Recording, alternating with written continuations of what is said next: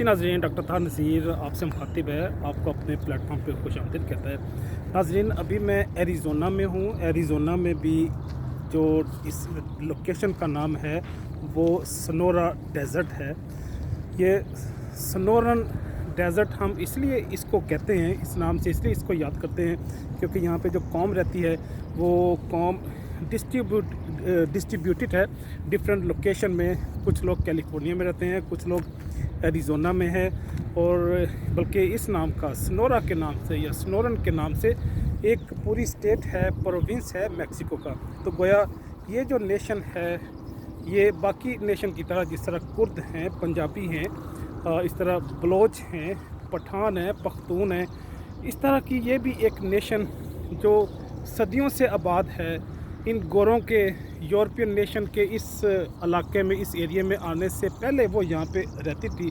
उनकी निस्बत से इस डेज़र्ट को, इस इलाके को सोनोरन डेज़र्ट के नाम से याद किया जाता है। जो डेज़र्ट है उसकी अपनी एक बॉटनी है, ज़ूलॉजी है, उसका अपना एक एनिमल और प्लांट का पैटर्न है। तो इसी तरह ये क्योंकि एक यूनिक डेज़र्ट है, यूनिक इसलिए है कि डेज़र्ट तो एक सर्दी की गर्मी की अलामत होता है, एक खुश्की का सिंबल होता है, जहाँ पे ज़िंदगी मुश्किल से मुश्किल तर होती है। लेकिन ये जो इलाका है जो सवारन लोगों का या सवारन के नाम से जो डेज़र्ट जाना जाता है, यहाँ पे नमी ज़्यादा है, मॉइस्चर ज़्यादा है, और यहाँ पे गर्मी उस लेवल की नहीं होती जिस तरह की अमूमन सहराओं में पाई जाती है।